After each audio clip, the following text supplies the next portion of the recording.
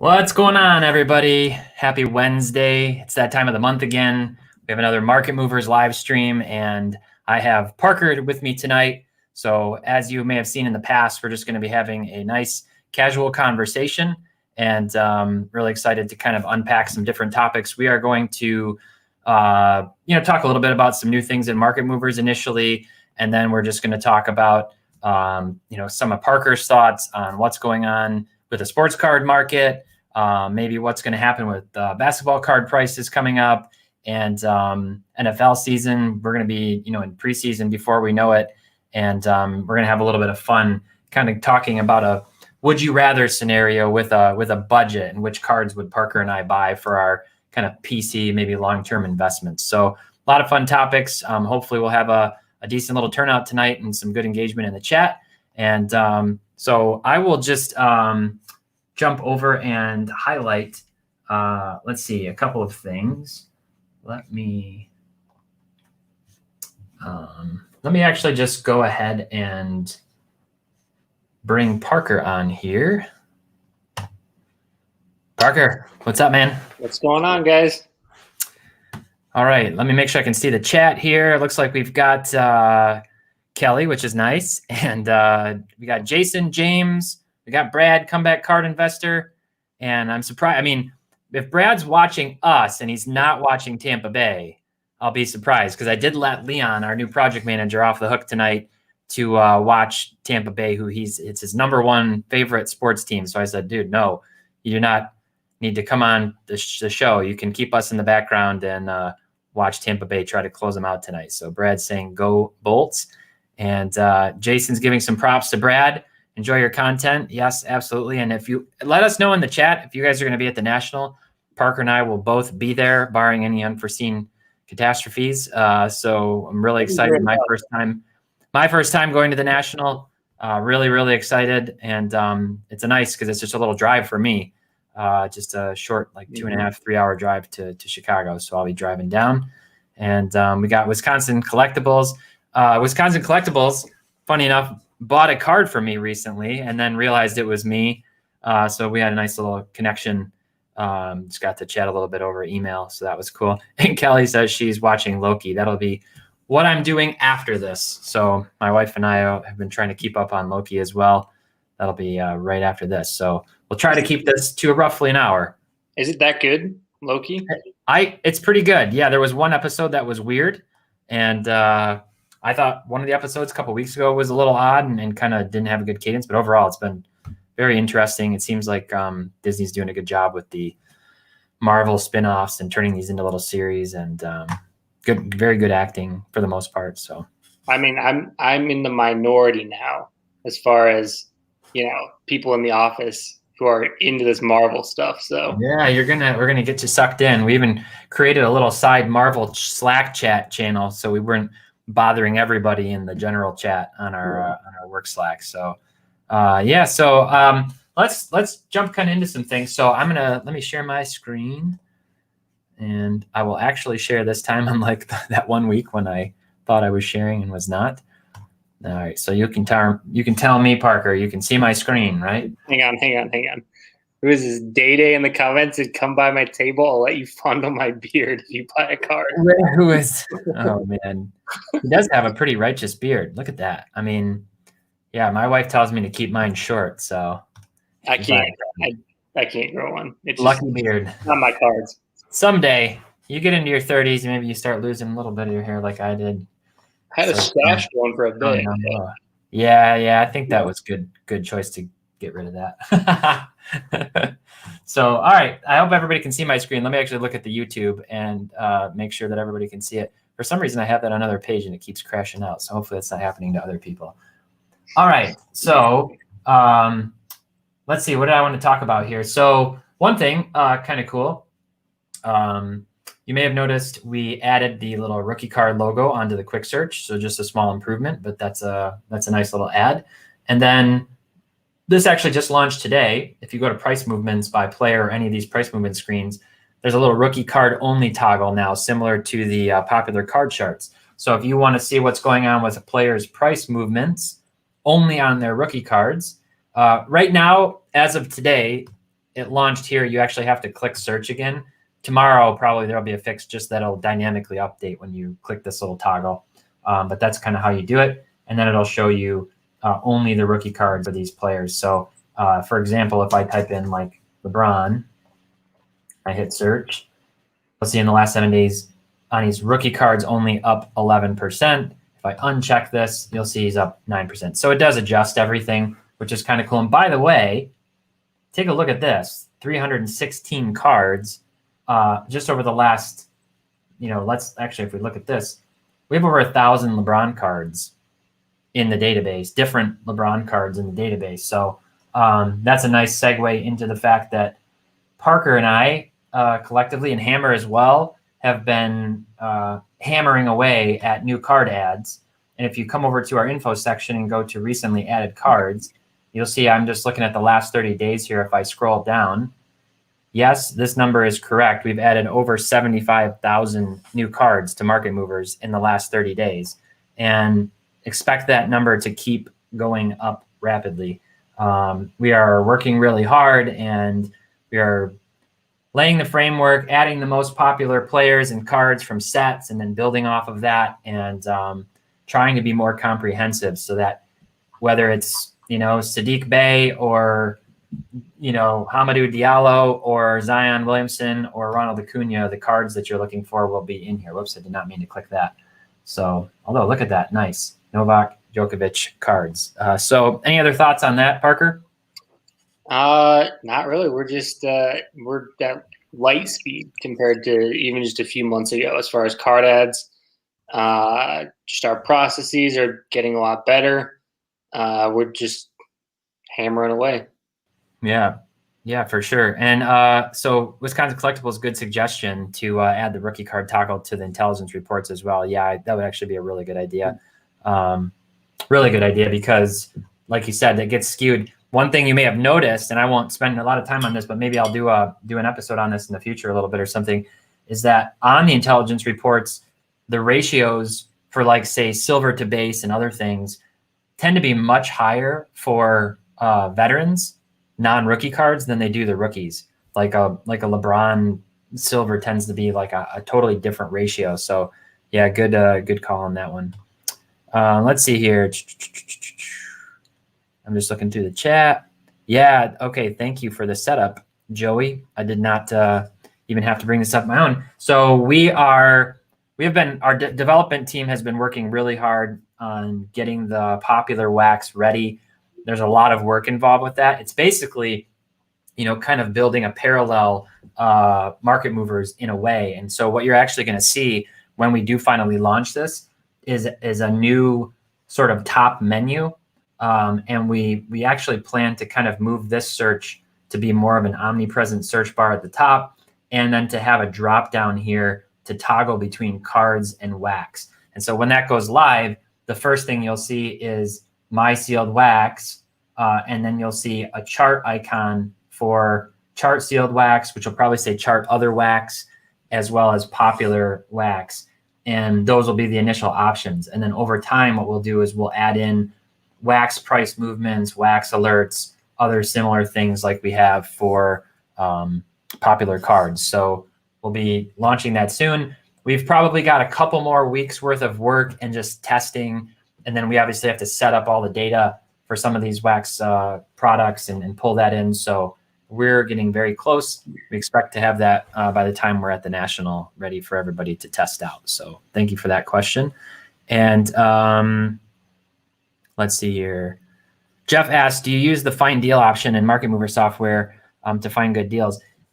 I actually talked about this, and Parker, I want to have you weigh in on this too.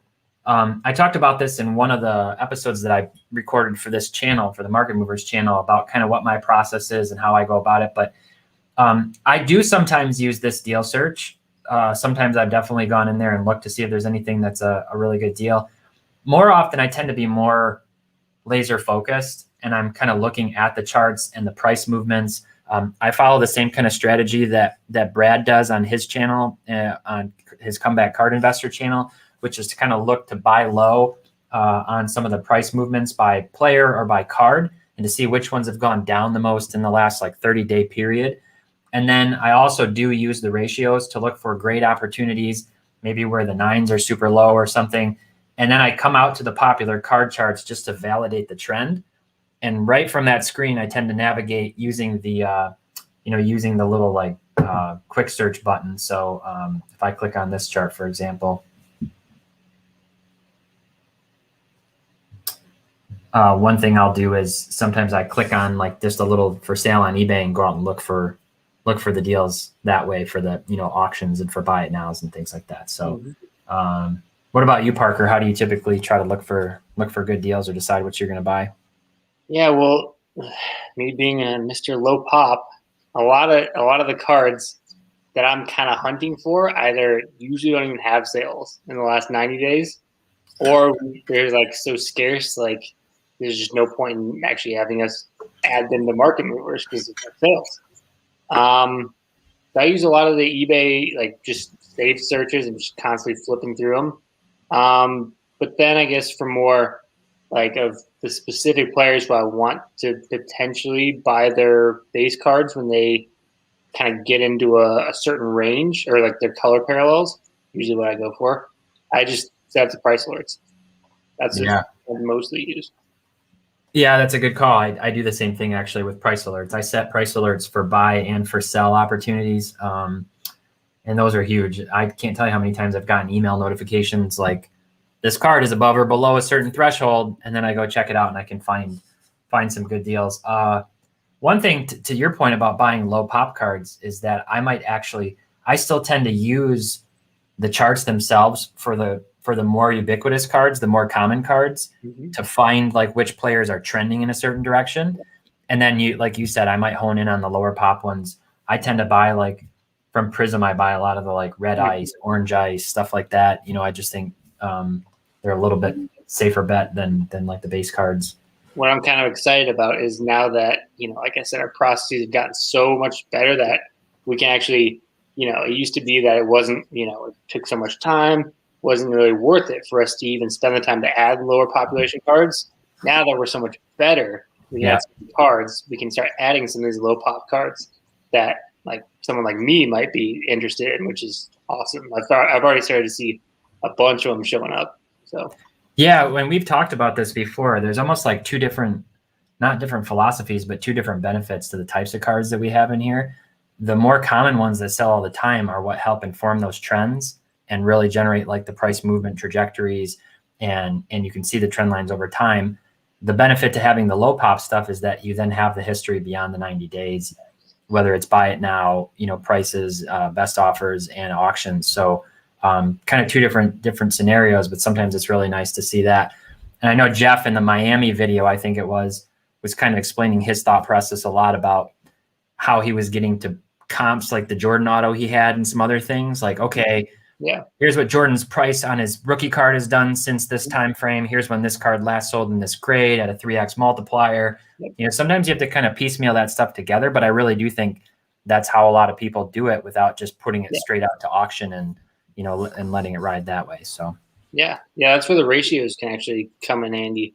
Yeah, especially like you said, just comparing the ratio of like the 10 sold for this, 9 sold for this. Trying to meet in the middle. So Anthony asked, do I think market movers is worth it for new investors? And if so, can I explain how? Yeah, I mean, it depends. Like it depends on what your investment threshold is and what you're trying to do.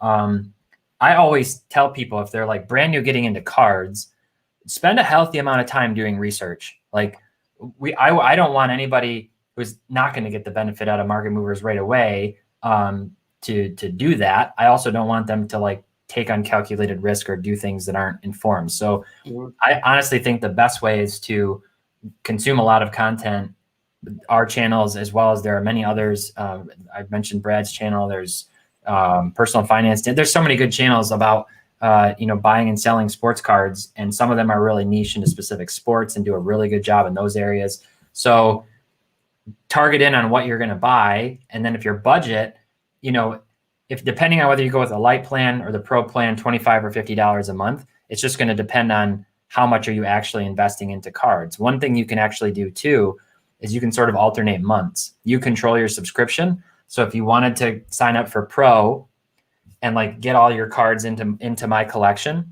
and store them. And then you're like, okay, now I have that for a while. I'll update that a little bit later. You can always like downgrade to the light plan for a month, or even pause your subscription if you think you're going to be busy with other things. We don't delete your data, so you can come back anytime as well. So something really important to keep in mind as well is like, you're not locked in every month. We're not going to get rid of your stuff unless you specifically email us and say, please get rid of all my card data or something like that. So hopefully that answers your question, Anthony. All right, let's jump into some of the topics that we were going to talk about, Parker. Let's see. So you recorded an episode this last Saturday talking about your thoughts on the market and whether this is like a crash or a dip or a healthy pullback or whatever. Maybe if anybody hasn't seen that, just kind of like recap in 2 minutes or less, like what you think is kind of going on with the card market. Yeah. So, I mean, it's very interesting. There's a lot of different things going on in cards because, we like to parallel it kind of to the stock market. But we also have to take into consideration that there's a couple like key things that are different about our market as opposed to the stock market. Stock market, there's, unless they're, they split shares or whatever, it's a set number of shares per company. So, like that is, the amount of shares doesn't change. Like I said. But in ours, pop counts can go up at different rates, depending on if it's a 2020 product, 2020 products are totally different because only the super high-end cards have been sent in right now. Yeah. But yeah, so it's almost like you're not aiming at like any kind of just set point. It's all, you got to aim kind of at something that's like a moving target. So I don't think we've ever been in this kind of scenario where the card market has boomed so much from things, I think, that contributed like, free money from the government who, people didn't need it for the living expenses. That just became a free 4-figure check to go spend on whatever they wanted. So I think that definitely kind of just inflated the whole market as a whole, and everyone was locked down in their houses. Like in the housing bubble of 08, when stimulus, that was the last time stimulus checks were ever handed out. I mean, lifestyles changed, but you weren't locked in your house. There wasn't a virus or pandemic going around. And so I think that everyone being at home, we upped our screen time like by 5 hours over the past couple of years. And so that pushed people onto, places like Instagram and YouTube where the hobby thrives. And then, it also gave people a chance to dig through their, that shoebox full of cards that everyone has sitting in their attic. Just a lot, because it's, at the end of the day, cards are more of an indoor kind of hobby. So when everyone's spending much more time indoors, it's going to thrive more. So right now we're just going through the leveling out period. I think I kind of saw this happening a long ways away. Everything would open up, people would be, spending. I mean, companies are running into issues left and right because so many people are spending their PTO all at the same time now that everything's open back up. So same thing kind of, I think, is happening with cards. Everyone, lots of people are flooding out to go on vacations and they're putting their money into that. But that'll obviously balance out too. So I'm just kind of just waiting to see where everything pans out. One kind of exciting thing to me a little bit as a collector is, and I don't think we'll ever get to pre-pandemic levels, but if box prices can come down some, where it's not an arm and a leg to rip a decent hobby box anymore, yeah, that would be much healthier. That more people could participate in that part of the hobby, and that'd be much healthier for the card market overall. So I'm just, waiting for this thing to kind of stabilize, which I don't, my guess is that we've seen a lot of the dip so far. I think there's a little bit more to come.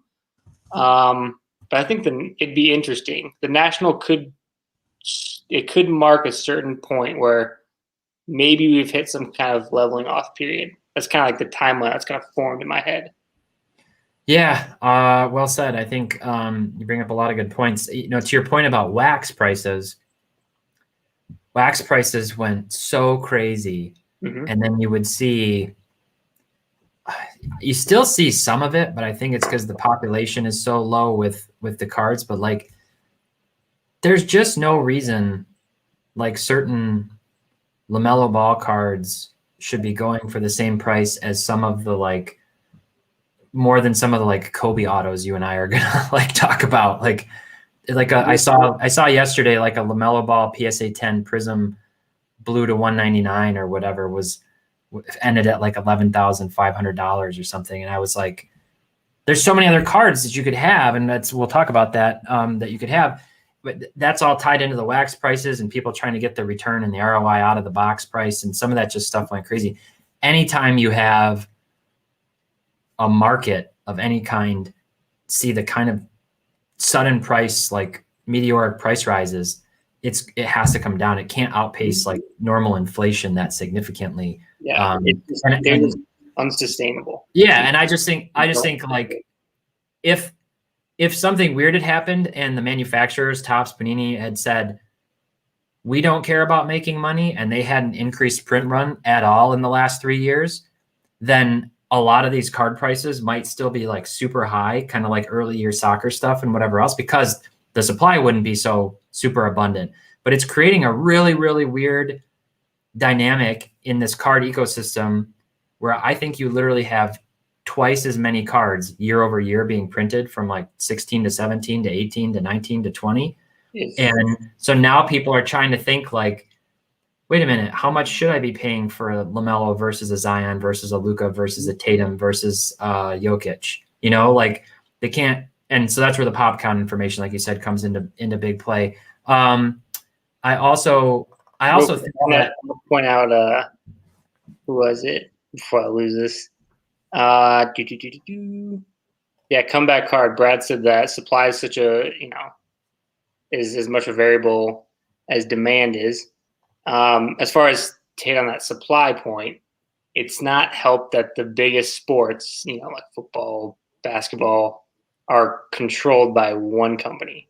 It doesn't help it. Yeah. The dream scenario, actually, I don't know when their contracts are supposed to run out, but I think it's like 2022, I think is okay. When they would be up for a renegotiation, because it was in 5. They actually didn't say. So what I researched this a little bit. They said 2012 I think they did an extension from 12 to 17 with Panini, and then in 2017 they signed another extension. The NBA did, but I don't think the terms of it were disclosed. So there's speculation. I could be wrong about that. I didn't dig super deep, but I was trying to figure that out myself. My dream would be for just a non-monopoly era, just like the old days. Back even before my day, kind of when it was just, card manufacturers were held in check by competition. Well, look at Sapphire. Look at soccer right now. I mean, that's nice. It's actually nice. It's like in soccer right now, you have Topps and Panini stuff coming out, and you can choose. Yeah. Do you want Select? Do you want Prism? Do you want Topps Chrome? Do you want Finest? Do you want Sapphire? What do you want? And there's a lot more options. They kind of have to hold each other in check a little bit. I was going to say too, certain products got way too expensive, and in some cases still are. And I'm talking about things like hoops, Donruss, products that had no business going up to $1,200 a box or more. They're just not like, you don't see, maybe you do for certain rookie, maybe 2018 or something, but you don't really see like Topps flagship baseball hobby boxes shooting up to $1,500 a box, like unless it's like Trout or some certain class that's like harder, like really short supply and far enough removed. But you don't see that like a year out from one of those products just going nuclear. They might go up to $400 or $500 a box, but I just think some of those products, all that stuff had to kind of come back down. The market really is getting a little bit smarter and saying, okay, I hear it a lot, like all kinds of channels now. Everybody's talking about print run and pop counts, those two forms of scarcity, when you're thinking about buying cards, and realizing it's that plus the age-old wisdom of like buying goats is a lot safer than taking huge gambles. And that's just, I don't know, it's shifting some of the money around. I was excited. I'm I liked the Chronicles football product this year purely from a collectible perspective. I don't think it's a good investment product outside of like the numbered stuff that's really rare and maybe, you know, people would want more for like PC stuff. But I bought a box of Chronicles football, a mega box for $60 because I want to rip it because I haven't ripped anything in a while and I just want to open it for fun. And I think some of the stuff looks nice. And I really like the teal parallels because they remind me of Tiffany, Fleer Tiffany from 96, 97. So that was kind of my. Except that Panini just had to do it. They had to add another kind of prism. The prism. Oh, no, the prism black. Yeah, dude. Oh. I like the design. It's just like we don't need any more prism.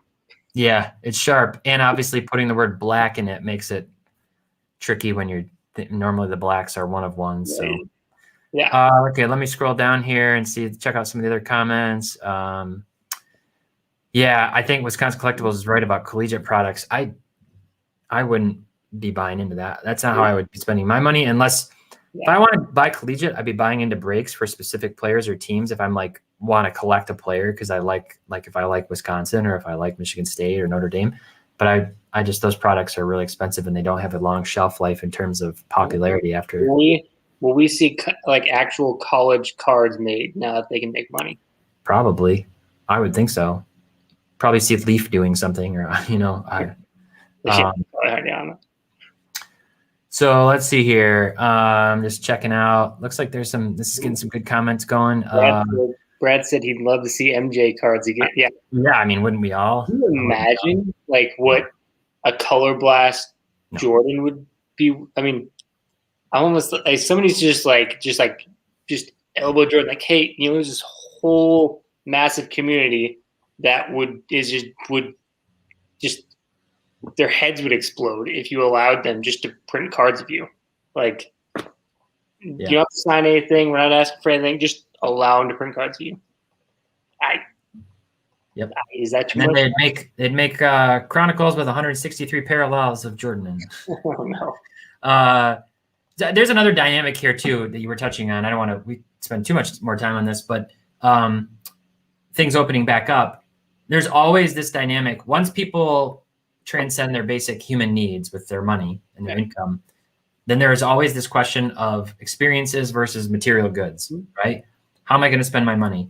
While we're all locked up, material goods was the option, right? Unless you were just like really looking for a mean Uber Eats experience, you know, material goods tend to be what people were buying, and they, like you said, they're stuck and they're entertained and they're reminiscing and they're rummaging through their attics, finding their old card binders and albums and stuff like that. So it makes sense. It's summer, people want to get out.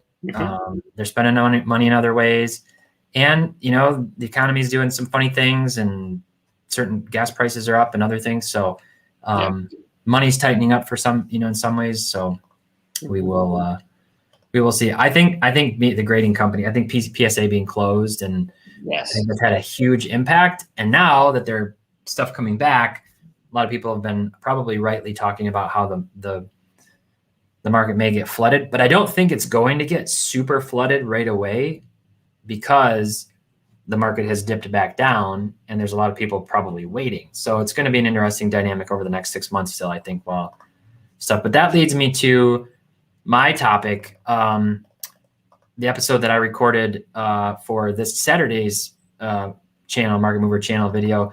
I'm talking about what do I think is going to happen with basketball card prices as the NBA playoffs are wrapping up, or even already right now. And in that video, I went through and kind of looked at what happened last year as players got knocked out of the playoffs the following 30 days, and then how they all basically rebounded around Christmas when the season started.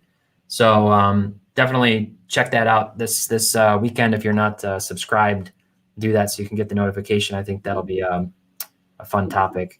I'd love to address Zach Nugent, his point about just the national in general. Yeah. Let's talk about the national. Yeah, like I was telling these guys on like company happy hour that, you know, if people have been along for this, you know, this whole ride through kind of the COVID boom where everything was going up and a lot of stuff's kind of coming down and leveling off. Like it's been kind of a big roller coaster of a lot of uncertainty, that kind of stuff, a lot of fun along the ways too. And personally, because we've heard that it's gonna smash all attendance records. I think it just feels like it's gonna be just a big kind of just collective sigh of relief. And for the new people, it's gonna be just like, this is their first like big giant card show. Like you're gonna see what the hobby's all about. Which we were kind of the in-person factor for so long was kind of we weren't allowed to access that because of COVID. Where now we can finally get back into the human to human interaction, which is, I mean, I can just speak personally, like when you find an awesome card or you make an awesome deal, I mean, and you make a connection with somebody, like that's what it's all about. That's what I look forward to the most. So that is what I'm most pumped for, is just everybody getting to experience the community. Yeah. I think actually the thing I'm looking forward to the most, this is my first national, the thing I'm looking forward to the most is just meeting people and connecting with a face and a name and a handshake and getting to know people. And I think this event is going to just like hyper fortify the camaraderie, which is already such a huge component of the sports card hobby, is the camaraderie. Some of the people in the chat I talk to regularly on Instagram, we've never been able to meet. We live across the country, or some cases in different countries, and we get to come together and we get to meet a lot of these people. And stay connected. When that piece happens, like the camaraderie piece on these, gets better. Like you're going to feel more inclined to get back. Oh, I want to share this card. I want to get in. And it just, that fuels a lot of things. People end up having like little Zoom calls and live streams and stuff, where they just talk like we are right now. And so like Jordan said, he'll be there. He and I chat on Instagram sometimes. And so it'll be good to finally get to meet in person. And I think that's going to ignite more. And I don't know. I think, I do think the shift in focus is here to stay in some ways, though, with people being a little bit more inclined to buy lower population stuff, more rare stuff than all the, I'm really eagerly awaiting the day, like before COVID, before all this, where like, let's say 2018 or something. 2018 was basically, it's like, the supply and the demand were all in check, meaning that, okay, a player has certain like expectations. If they exceed those expectations, their card prices will go up. Yeah. If they disappoint, their card prices go down. And you see this nice, healthy reaction to that. Mm-hmm. Once we start seeing more of that, that's when we'll know, I think, that the card market's officially kind of leveled out. And I'm excited just from like an analytical perspective. Yeah. Like so many things kind of pushing down on certain card prices right now that their performances won't necessarily, have much of an impact to kind of push up against that. Yeah. I'm just excited where it's like, we can dive into like actual like statistical analytics and it'll really make sense. Like, okay, I think that this player is like undervalued. I think he's got the potential to break out. And if he does, and you've invested in his cards, you'll see a return. That's what I'm like almost most excited about, is just to get to that where we level out at. Then we can really get into that kind of analytical side of the hobby. Yeah, because that's kind of one of the hard things about cards in some sports, is that the product release calendar prohibits you from really being able to like get out in front and predict. So like, let's say right now, if I was looking at the NBA draft mock drafts or something, and I had a really good idea on a player, I can't buy their Prism rookie right now at a discount because it's not out yet, and it won't be until well into the season. So it gets a little trickier that way. Sometimes in baseball, you can do that with prospecting, like Rydog Sports Cards. He does like minor league reviews, and you can see why people get into the prospecting and stuff. But to your point, you still want that dynamic of like being able to sort of like predict guys who are going to be on the upswing and be really breaking out. Speaking of that, I'll just show my screen again here. This was a guy we were talking about earlier today. Cam Reddish came back from that injury in the game 6 against the Bucs, and what did he have? He had like 27 points or something. And he shot the lights out. I think he was like 7 of 8 from 3, and all of a sudden, last 2 weeks his cards are up 45%. So that's kind of, there's guys like that who are into their second or third years. I'm really wondering, like, what's Jonathan Isaac going to do next year when he plays? He had that nasty injury. A lot of people were high on him. There's trade rumors around him, so it'll be fun when, like you said, some of that stuff that's real performance based comes back into the picture. Mm-hmm. Yeah. All right, let's jump into. I'm going to skip. Well, NFL. Let me just say this: Do you have any favorites for this season? NFL. Any predictions? I know some of the divisions are super stacked. NFC West is stacked.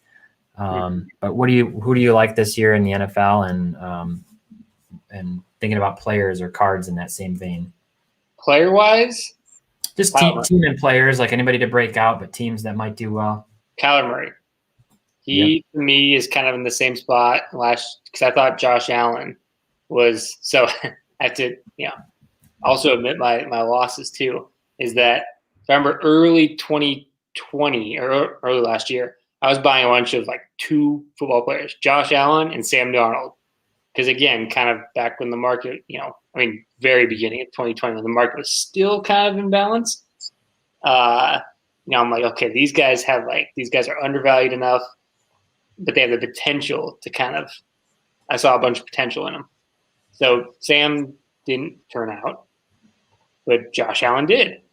For a number of reasons. Obviously, Stephon Diggs had a big impact. Just his maturity as a player did as well. I love just mobile quarterbacks that don't get injured. It's like a big thing.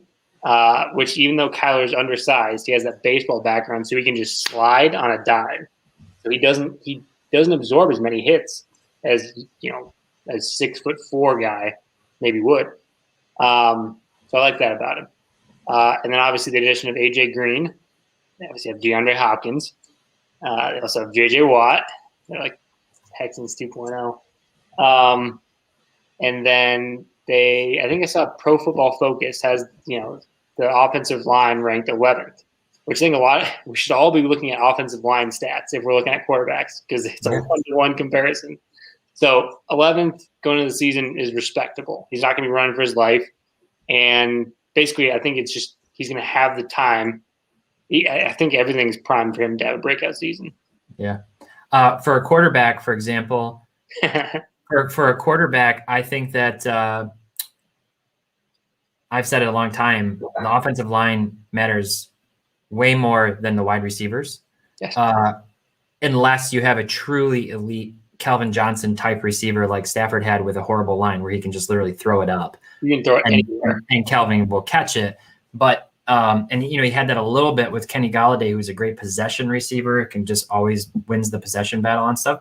But yeah, you give a quarterback a great line and you're going to have results like the Cowboys did with Dak Prescott in his rookie year when he wasn't even a high draft pick, and he's turned into a good quarterback, but they had like 4 all-pro linemen. Like it was crazy. That's what you see is all of a sudden your rookie quarterback and your rookie running back are tying for rookie of the year because the line does everything in the trenches. So I want to look at Vegas odds here, and Chiefs and Bucks. I mean, this usually happens, right? Is like recency bias. People are always going to pick. Obviously, the odds of this actually being the Super Bowl matchup again are like next to none. So Bills obviously up there. This is the one that shocks me like supremely. The fact that the 49ers are the same odds or better than the Rams is like based on what? They were like not even very. I know they were good 2 years ago. Last year they weren't very good. I messaged my old boss for my last company yesterday to ask him what he thinks about the Niners, and he said 10-6 wild card. To me, that's best case scenario. To me, that's absolute best case scenario for the 49ers is 10-6. I see them more as 8-8 And it's because of the division they're in. They've got to play Seattle twice. They've got to play Arizona twice. They've got to play the Rams twice. They could go 0-6 in those matchups. Like, I think all those teams are actually – I think the Cardinals are better than the 49ers, like, by far. That's my opinion. But it's kind of interesting. And the Cardinals are way down here on the list. So Hammer and I a few weeks ago were kind of putting together I was putting together like a sheet with a string of kind of different bets, hedging some stuff on here, and might have to try to make a play. But I don't know. Some of these just kind of surprise me. I would think the Ravens, that makes sense to me. Ravens and Browns. There's no way I'm betting on the Packers right now when you don't know what Aaron Rodgers is going to be doing. I don't know. Interesting. Not Jordan. Some of these teams just seem way too. I mean, look at Charles would have something to say about Washington football team being so low. Well, investing in DeAndre Hopkins. Okay. Yeah. Investing in D-Hop. Yeah, so I kind of just, DeAndre Hopkins was my favorite Texans player when he was there. So I just, by default, had a bunch of his cards. And I mean, I sold a couple of the ones I had duplicates of, but yeah, I guess it's weird when it's like a PC player because I'm not looking at him as much as investment. I don't know. As far as positional players, I mean, to me personally, I might be a little bit biased. He's the best wide receiver in football. He's definitely in the conversation. He's definitely the top 3 for sure. Yeah, it's interesting because I would put him in number 1, but I would definitely hear any arguments that you had for Julio Jones or when healthy. Who else would be in that picture? Michael Thomas was in that conversation a few years ago, but he was injured last year. I wonder if he was aided by Drew. It's one of those things, right? It's like this DeAndre Hopkins, like he had some of his best years were with like Brock Osweiler throwing him the ball. He's just lived through terrible quarterback after terrible quarterback, yet kept performing. So I don't know, Michael Thomas, if he's like a super, super elite receiver. It's just one of the things you'll never know, right? Yeah, I mean, you got to have a quarterback to throw him the ball. You and I talk about that all the time that's the risk in investing in receivers is that the receiver now has double risk. The receiver has triple risk. The receiver has risk that he gets hurt, that his quarterback gets hurt, or that the left tackle gets hurt, or something else devastating happens to the line, or that his complementary receiver on the other side gets hurt, and now he's getting double teamed more often. Like there's so many factors. So I just wanted to look at Hopkins. When I think about investing in receivers, like I like DK Metcalf. I like AJ Brown. I like some of these I like Justin Jefferson. He looked amazing last year, but I talked about an episode a few weeks ago. Like I'm not going to buy those guys because of so many risks and their prices are so high right now. The upside just isn't there. Like Hopkins right now is 49th all time in receiving yards. And if he has 1,500 yards this season, he's going to be, close to top 30, like pushing top 30. And he should still have several seasons left. In fact, like you're talking about him passing guys like Michael Irvin, Hines Ward, a lot of like big names as you scroll up this list. And he's not that far out from, 1,500. He's been in the league 7 years. How old is he? I'm going to check and see how old he is. He's not over 30 yet, I don't think. He's 29. Yes.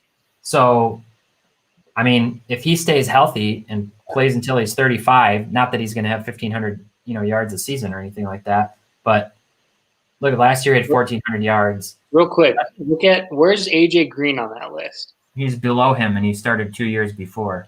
Yes, yeah. I mean, when that dude doesn't injure his foot or ankle on like the first beginning of the season, I mean, he's amazing. So Tyler could have both of them. We'll have to see. But I mean, look, if he does 5,000 more yards before his career is done, which may take him 5 or 7 years, he could be top 5 all time in receiving yards. He could be. Those are a lot of ifs. I do think he's established enough by now that if he gets into this top 30 conversation, his cards should hold some decent value. But we've also talked in the past about how Isaac Bruce cards aren't very much. Steve Smith, Reggie Wayne cards aren't very much. So you have to consider Isaac Bruce and those, like and like Larry Fitzgerald, these guys they've had like deep playoff performances that we know them by. Yeah. And Henry Hopkins being on the Texans has been kind of devoid of that, which True. his players really kind of, I mean, the most iconic moments, obviously happen in the postseason where everyone and their mom's eyes are on these guys. So Yeah. we'll just, All right. Let's jump over and let's talk about our little would you rather. We got about 13 minutes. So we'll talk through this. So you and I were talking earlier today. We've thought about fantasy budgets and, what cards would we buy. And Jeff does an episode showing his magical briefcase of goodies. And so we kind of just fantasize a little bit about cards we would buy out of our current price ranges, maybe. No, he actually gave us a gift card. Yeah. So he made all those purchases. Jeff, the scenario is Jeff generously gave you and I both $100,000 eBay cash to spend, and we're going to build our starting 5 and 5 reserves. Now, you and I had a little bit of miscommunication on this earlier, but it's all good. It doesn't matter. We basically kind of said, I created a search on eBay, a specific search, and said, it's cards between $10,000 and $11,000. Pick your starting 5 that you would love to have prominently, on your wall where, maybe in a safe probably, but maybe on your wall to show your friends, and 5 reserves. Because we're kind of thinking about it like the playoffs in basketball. So I'm just going to jump right into it. Now, you went in and you picked, I kind of had mine as like Topps, Prism. Well, I don't know what the other one was. I'd have to pull it up. So we weren't actually operating from the same basic cards, but it's still fun. So here's what we kind of wound up with. So here's our starting 5. And I don't know if you did yours in order, but I did mine in order. So this Topps Kobe Finest Refractors Airs card is like one of my all-time chase cards. I just absolutely think this card is incredible, amazing. And it's one of those cards where it's like, I wish I had grabbed one of these a few years ago. So I went with this, and even though it's an 8.5, this card, again, all of these were somewhere in the $10,000 to $11,000 range. This was the number one. I think I had like 5 pages, roughly 250 results in the last 90 days that had sold in my specific search range. So I love this Kobe. What about you? I mean, obviously, probably not a lot of explanation needed for the Jordan. It's a really. Yeah. So again, between the 10 and 11K range, and the McGregor was actually a little bit below that. Again, that's his first and only autograph. I don't know what the population is on him, but it's insanely low. And as far as the fight this weekend, as a McGregor super fan, I'm a little bit worried. I guess he worries me with like the sleeping in silk sheets kind of. He's already made it type deal. How in it is he? But if we can see old Connor, then that'll give me a lot more confidence. Yeah, should be a good fight. It's the tiebreaker. So, so I did not. Anybody who has talked to me knows I am not a LeBron fan. So you won't see LeBron on my list. I built this list based on cards I would actually want. Cards that I would actually want. So Mickey Mantle and I actually share a birthday, which is kind of doesn't mean a lot, but some connection there. But I just love this card. Obviously the 53 isn't the most popular, but I really like this one. And it fell within that price range. And I thought it would be nice someday to have one of these older mantles. If you would have talked to me 6 months ago, vintage was nowhere on my radar in terms of anything that I had an interest in. And I have spent a lot of time, because I want to be more knowledgeable about the hobby in general, like researching vintage and listening to a lot of content creators stuff on vintage baseball, vintage soccer.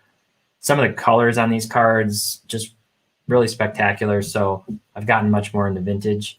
And then I went with the, up and under Kobe auto. Now this is a sticker auto, but it's a gold Kobe auto. I mean, how can you go wrong? I just color match and everything looks amazing. Yeah. I went with the field level Mahomes Select over the Prism. I like the field level better. I like the, running. This is just like, him just getting ready to throw some sidearm cannon shot down the field to Kelsey or something. And I rounded it out with the KD. He's just solidifying his place in the books, honestly, with that performance this year in the playoffs of getting bounced. Just getting bounced in spite of everything he did. He did miss that final shot. He did step on the line. He made it so hard. To only make a 2. It's so crazy that like literally his big toe was the difference between going to the next round and not. But but so this was kind of my starting 5 based on what was available. This isn't, to clarify, this isn't like all-time cards. It's just, like I said, we had a sample set. It was really fun. It's a lot of, actually, I might pull it up in a second just to kind of show. I think this is a really healthy exercise for tempering FOMO. If you set some kind of a specific search criteria like that, and then you just weigh opportunity cost. You look at it and you go, what can my money buy? Whether it's $100,000 or $100, and you just spend some time scrolling through, you might be more inclined to go, oh, maybe I don't want this card. Maybe this one's a lot cooler. And that was kind of how I felt, having to pick and choose only 10 cards. So I like your Tatum tie-dye courtside here. That's awesome. Yeah. Obviously this is a great card too. So anything else you want to say about these ones? Yeah. So I kind of tempered mine a bit more as like, if I had that budget, and I just got out of filming another one of our episodes like a few hours ago, so I kind of had to throw this together in an hour and a half or so. But these were the ones that stood out to me as like, okay, this would be like my portfolio from what I was able to find from eBay sales in the last 90 days in that price range roughly. Like what I would want to buy right now and then hold 5, 10, 20 years down the line. So obviously there's a bunch of GOATs in there, a lot of basketball, because I think basketball is, as a sport overall, the best one to invest in. And let me know your thought on this real quick, Teapot. This literally just occurred to me. Like, why don't football players get more kind of love, maybe, compared to basketball, especially in America where football is arguably bigger than basketball? And it kind of occurred to me, I'm like, that is football more, it's more like team-based. Yes. You're more fans of the team first? Yep. Yeah, maybe this is like a thought everyone has, and I just no, I have thought about this before. Teamless. I was literally just thinking about this like last week, like out of the blue. So I think that's exactly why. I think that's actually why college cards don't sell for more than they do, because people are super serious about college, and a lot of people care about college sports more than they do any pro sports. I know Doug on our team is like UK above anything else. Jeff obviously loves Florida. But that's like a limited sample size. That's like a couple 100,000 people like rooting for one of these big schools, and of them, only a handful are actually collecting cards. Yes. And football is truly, it's so like rivalry-ish. And team specific, and you get a lot of players that end up on 2 or 3 or 5 different teams in their careers, which kind of diminishes their legacy with one organization, with one franchise. And there's a lot more players in football. They're just, I mean, even if you were to boil it down to quarterbacks, there's still a lot of different players, but I think it's all those reasons. I do think there's a possibility that, certain football players could outpace many basketball players in the next couple of years. Some of the retired ones, I think Peyton Manning's cards are still really cheap. I think, Aaron Rodgers, if he goes on to host Jeopardy, could become like a really big pop culture figure and see his stuff go up a lot. Yeah. I mean, honestly, I have one thing in particular that I've seen rise, as like a mini trend is like Tom Brady's Prism Silvers. Yeah. The 10s in particular. Yeah. Steadily have just been creeping up through all of it. Yeah. So Chris Carpenter, former pitcher for the Cardinals, wants to know where Albert Pujols is. Albert Pujols is my favorite baseball player of all time. Albert Pujols did not have any cards on the eBay search history on the search that I ran from $10,000 to $11,000 over the last 90 days, graded PSA, BGS, or SGC. So I'll kind of show you what that looked like in a minute. But Wait, you have to forgive my lack of baseball knowledge, but one of my best friends growing up was a massive Cardinals fan. His last name was Carpenter. He always had a Carpenter jersey on. Assuming it must have been Chris Carpenter. Chris, there you go. Yeah, Chris Carpenter was a really good pitcher for the Cards. So let's see here. Pujols was one of the greatest players. Interesting thought by Dexflow. I saw he had that college cards would have been worth a lot more back then when players actually they didn't just do one and done as much. Yeah, it's a decent point. Yeah, it's true. There's a lot of like when it comes to college cards, there's a lot of players on those teams, and they do cycle in and cycle out pretty frequently. All right, let's jump over to the second page here. Okay, never mind. So this is the second page, and you'll notice something about mine. So you did 4 basketball and a UFC, which is interesting because, I mean, correct me if I'm wrong, but don't you like football more than basketball as a sport? No, I'd say I like basketball more. Okay. I think mine ended up very indicative of my fandom of different sports, where I would kind of say baseball and football for me are probably tied, but basketball tends to be my favorite. But I like all 3 of them. And then when you get to the next page, I threw in some soccer here too. And you know what I forgot? Wait a minute. I deleted the wrong card here. This was supposed to be an Mbappe card, but this was one on my list too, so that's fine. But anyway, I went with the Acuna Black, numbered to 67. Just super sleek card, great pose. I really love these young baseball players right now. Like, I saw there was some chatter about Ohtani, and I love that they're all different. They all have like different personalities. Ohtani's kind of just like massive and imposing and fun-loving and whatever. Vlad's kind of a jokester, and both of them are having insane seasons. That AL MVP race is, if it was today, I don't know who would win, because both of them deserve to win. And then you have like Acuna and Tatis and Soto. They're all different characters. So I just think it's a really fun time for young baseball players. I love this Iverson shot, and with the chrome refractors. I do not like the 96 base chrome cards. I think they look very unimpressive, but the refractors look amazing. So this is a great one, just the emotion of a young AI. And then I'll come back to this one because I know this was a point of contention.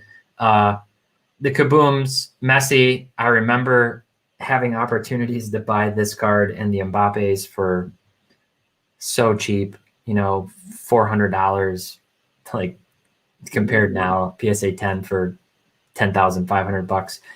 And then I rounded it out. I was torn between an Mbappe blue to 199 Prism and this Jackie Robinson. And there were 2 Jackie Robinsons. There was the 52, but it was super off-centered. And then there was this 53, and both of them are great cards. Obviously an important baseball player, and I thought this was a really cool one. So the Kobe in flight, you and I are both big fans of many of the same select cards. Yes. And we've even been bidding against each other. We found out in the past on eBay for things. But this is just such a cool shot, and it's on card, and the lime neon green is super cool. So that's my explanation for these ones. Yeah. I am kicking myself.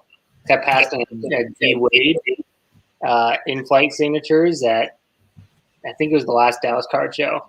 It's like I was looking at it. I almost pulled the trigger on it. It was one of those things where it's like, okay, like I kind of give back to the dealer, and I'm like, okay, I'm gonna think about it. And I did. And I came back like the next day. And I'm like, all right, where is that thing? Gotta go find it. It was gone. I was like, oh man. Yeah. So needless to say that, Kobe is, I think it's out of everyone's price range, but yes. There it is. Don't tempt me with that. Okay. Could have had one of these. One day, that was the neon orange pulsar. Yeah. Great. Okay. Nice. Yeah. So I love the star date, by the way. I mean, this is when I first checked the slide deck to see what you had picked. I was like, that wasn't on my list, or I would have picked that one for sure because I love this. I love this card. I probably could have just filled up a top 10 of Kobe's, to be honest. But yes. But yeah, what about the rest of your choices? I think I know a little bit about the Jim Brown. Yeah, I mean, Jim Brown, just one of the most, iconic football players of all time. And, him, like the guy next to him, they obviously transcended sports. Mm-hmm. I think they have greater relevance just in our culture for those reasons. Obviously, of course, I got to include the GOAT. Me and you can make a million different arguments for this, but to me, he's the greatest athlete of all time. When you consider the time period that he was in, the things outside of the ring he had to face, things inside of the ring he had to face, and just the larger-than-life personality that he was, and how he transcended the sport so much that, I mean, you can I was interning at this law office one time, and I just remember one of the lawyers there had this massive photo of him when he knocked down Liston, the famous pose, just right on the wall or whatever. Oh, she's from Europe. It's I'm the biggest Muhammad Ali fan. He reached everyone. Yeah.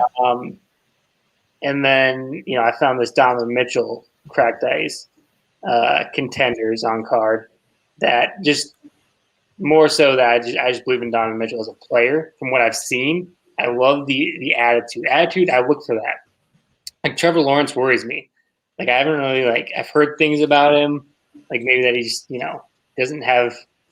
I mean, I love hearing guys like Drew Brees or whatever that are just the insane work ethics of certain guys kind of keys me into you got a good shot if you got a Kobe-ish work ethic, which Donovan Mitchell seems like he does. Same with Devin Booker. I like those guys just as investments. I worry about Ben Simmons. I don't know if I liked Donovan Mitchell's response when Shaq called him out in a post-game interview and basically was like, I don't think you're the guy. Mm-hmm. And Mitchell was like, okay. I mean, he was just kind of and it was like Shaq, I think, kind of being the big Aristotle, trying to play mind games a little bit with him and challenge him, but he wasn't ruffled by it. Some of these guys are a little more immature, and he just sort of said, okay, that's your opinion or whatever. But speaking of Mitchell, I just won this card on an auction a few days ago. You did? Yeah. Whoa. So I'm waiting. It should be coming in the mail next couple of days. So I'm really excited about that. I'm probably going to bring this one to the National. I just put an offer in and I won on the auction. I didn't expect to, but that's awesome. I got it for less than my max bid too. So I'm really excited to see this one in hand, decide whether or not I want to sell it or not. After his performance this year, I'm kind of becoming more sold on Mitchell too. So might just keep this one. It's super cool. Yeah. Yeah. I think maturity was a big word that you said. When you see flashes of that, because again, I think Kobe, he's just the benchmark kind of for our generation going forward. And you had to be basically a man at that point in the NBA. In the 90s or whatever, then when the guys like Shaq and those guys were dominating it, and it was still a lot rougher than it is today, and there's no flopping really, and just everything that encompassed pre-2000s kind of basketball. When you see flashes of that in guys like a Donovan Mitchell or like a Devin Booker, I mean, dude, he breaks his nose, and the next game he's taking it off so he can try and play better. He's not even playing with it now. Just does not. He's stepping up his man game. Stepping up his man game. He's got such a baby face. He does. He's a baby faced assassin, and yet I think this playoffs has been a coming out that he really went Mamba mentality big time, and it's I think that's where the comparisons to Kobe are coming from. It's not because he hasn't played as well as Kobe did in the playoff. He's still young. Mm-hmm. He's played well. He hasn't shot phenomenally, but he's been scoring and he's great at the line, free throw line. But you know, I think it's his attitude of what Kobe told him. Yeah. You know, it was like, I can't remember what it said. It was like be legendary or something like that. Yeah. It's one of the things that Kobe told him, so he got that tatted on him. Yeah. I just like when guys kind of have that old school, I'm on a mission to become the best I can be. Here's my my Devin Booker hometown heroes. Grand Rapids, Michigan. I like that card. On the back. And this was fun because even Doug, who's a UK fan, was like, why is it Michigan? Why would Booker be from Michigan? But he didn't know that Booker is from, lived in Grand Rapids, Granville. So while on the topic of like Kobe and stuff, this card in like a PSA 10 is like, it's like $5,000 or something like that. So I was over like this card right here, the Sky High. Oh my! You bought one of those? Come on! It's an 8. I love those. Yeah, because I mean, just the like why the Crusade from 2012 took off of him, because that's like the angel wings, really commemorative. Like this one in the clouds. I mean, like this is like probably one of my prized PC. I didn't even grow up a Kobe fan. It's just he steadily kind of just grew on me. Just the greatness that was right in front of me. Yep. And of course, but yeah. Well, 10:08. That was good. I think that's good for tonight. We can call it. I'll just answer the let's see. Chris Carpenter and Loco were asking about the price differences between PSA and BGS. This could be a whole different episode and conversation, but I'll just say in the last couple of years, in the last year, BGS. Yeah, switch it back. What about camera? Oh, I'm just on you. Yeah. Yeah. Nobody wants to see that. No. Losing people by the minute. It's why the difference? So BGS just hasn't been doing themselves any favor, and it seemed like they had some opportunity to really take advantage of some situations, but they just have fallen out of favor with a lot of people, and so there's a lot of reasons why, and I think some of it's just market influencers too, kind of hyping PSA over BGS, and there's some different reasons. It seems like SGC is gaining ground on BGS in terms of some popularity, so it'll be interesting to see how that plays out. But I don't, when it comes down to like rare cards, I don't really care. Personally, I don't really care what the slab is. For like more rare cards, if it's something I want to have in my PC, I'll put my. I wonder if I still have. I never put the banner thing up here. Yeah, let's put this up. Haha. Forgot to have that baby streaming.